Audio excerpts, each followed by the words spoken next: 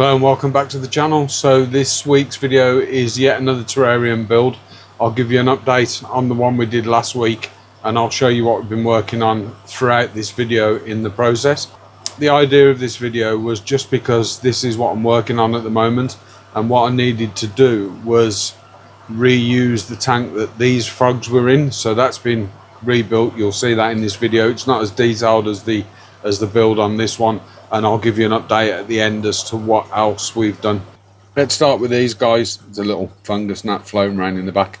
So I haven't really done much. I have cut some of the leaves off this Adansonii because they were going yellow, which suggested the lack of watering or lack of nutrients. Now I'm not going to obviously fertilise these. I've got this really big long stem come up on there. The bromeliads are starting to drop a root. Let's shut this door so he doesn't jump out. Everything is sort of doing well, albeit slowly. I have had some new leaves on my crystallinum.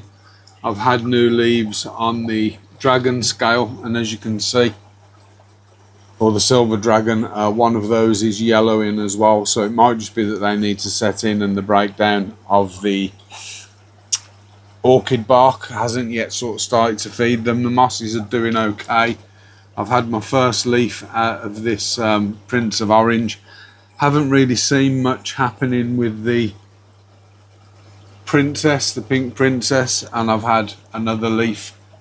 So this is a new leaf off the, and there's a frog poop on that. So that's the new leaf off the Bambino. Now I'm having to mist this moss manually because the mosses are drying out. Bit of time lapse here for you then. So this is me just stripping out the old plants, putting them in a tub. So I do reuse some of these, albeit just cuttings from these. And this is the tank that the blue and yellow dart frogs were in. So strip all that out. I've noticed that because this just had soil in it, soil though not sodden, was starting to break down. It was not mushy, but it was quite sort of compact, and we just need to sort of get as much of that binned as we can. So just sprinkle it on the garden and reuse it. I do find a couple of isopods in here that I rescue and put back in with their current sort of colonies that I've maintained and kept. And as you can see, I've pulled that centre stump out because I was never keen on that after I sort of built it. Separating the leaker balls out, I'm going to rewash and reuse at a later date. So I'll reuse them within this terrarium actually when I rebuild it.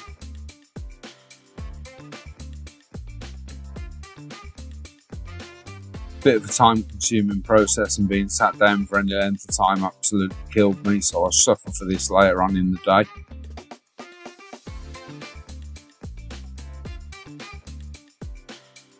A pic of it empty and a pic of the background that came out in one piece.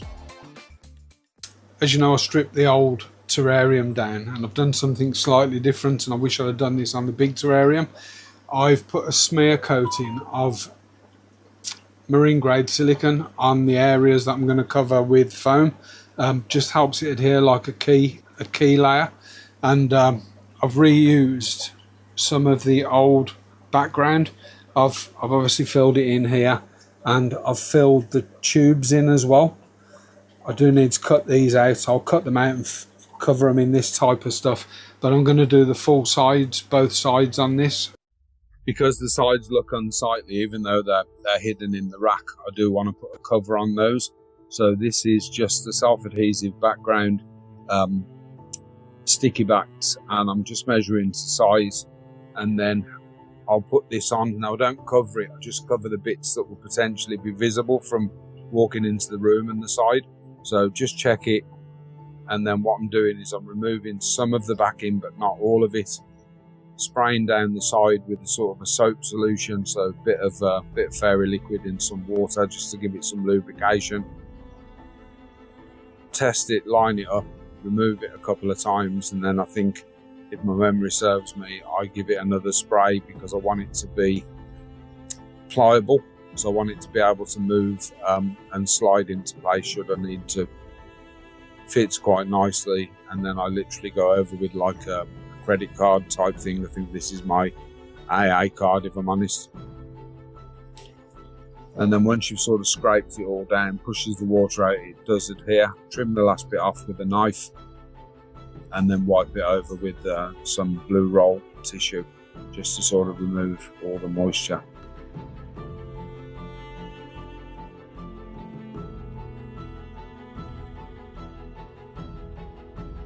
I repeat that and do the full side on one of the sides.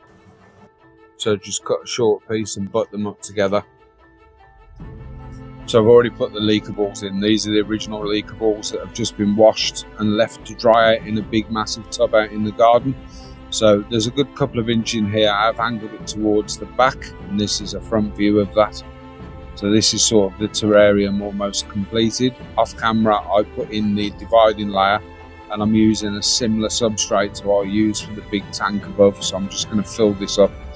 And what I'm trying to do is get it to the height of the bottom of the foam sides, so there's a good depth for plants to root in and sort of take hold. Use quite a bit of substrate in here for such a small tank.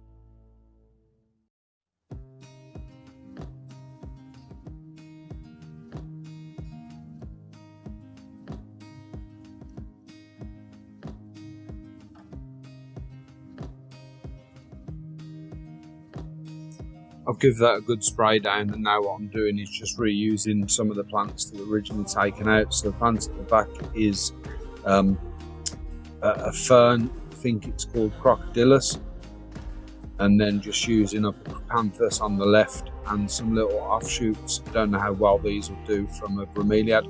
I think the bromeliad's a bromeliad fireball, a Neurogelia fireball. And then finally some bits of moss, so tropical moss that I've taken from the big tank at the top, just sort of pushing them into bits within the left side wall. And I think, again, if memory serves me, I'll put a bit on the back as well. Now I'm not finished planting here. I do want to put additional plants in. The plant in particular I'd like to put in is Peperomia marginella. So it's like a very small leaf climbing plant, and it sort of covers everywhere. It's a trailing plant actually, but it will cover everywhere. It loves tropical environments, tropical humid environments. I need to try and source some of that plant. Tapping in a few springtails here like before, and I use the same isopods as the ones above, some white sharks. And here we have 2 tubs of frogs, so there's 4 in one and 3 in the other. When I take the lid off, they get out pretty quick, so they don't hang about. They're all the same species. They're Epivivatis Antonii Sandra Isabels. So they pretty much jump out as soon as I put these in.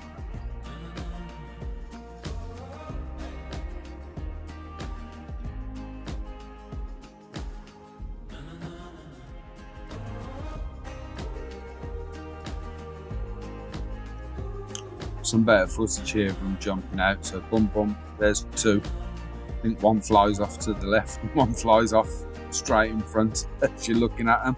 But like I said, they get out pretty quick, to be honest.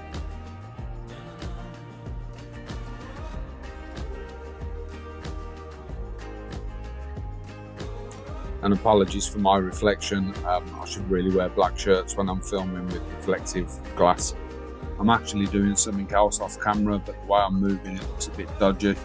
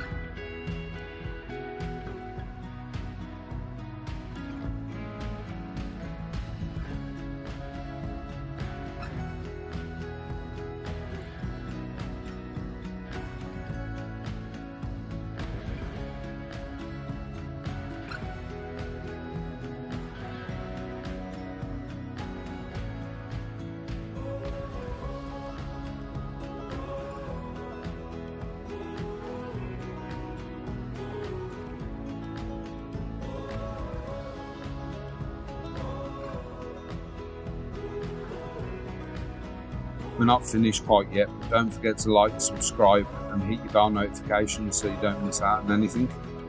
Let's continue on. And what I tried to do with this one is close off the gap at the top, because the frogs love to sit in the gap. And ironically, if I zoom into that corner, the only bit where I have left a gap, they all tend to sort of congregate in. So there's one in there at the moment, so there's one in there at the moment, but I have seen all 7 of them in there. So madness. And then pretty much off camera, I have redone this terrarium. Now this terrarium was the one that I lost the other red and white frogs in, and it was absolutely saturated. Soil was completely saturated. I think we got bacterial infections. Lesson learned, keep an eye on stuff. And in order to keep an eye on stuff, what I've done is I've put a strip across here so I can hide it, but I've left a viewing window so I can keep an idea and a lookout on the water levels. But there are, at the moment, if I can find any, can probably just about make one out there. But there are, all the geckos are in here now. Oh, there's one. Sorry for the dirty glass. There's one. Just misted this down manually. I do need to connect it up. But there's 4 in there at the moment, and at some point I will put some frogs in here, but not sure what yet.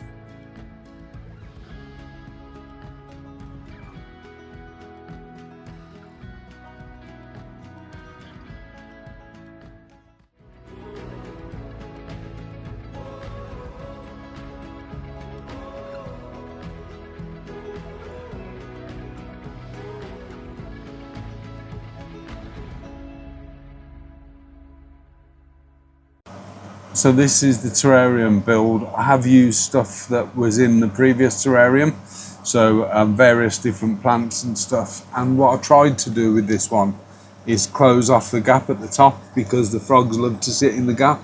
And ironically, if I zoom into that corner,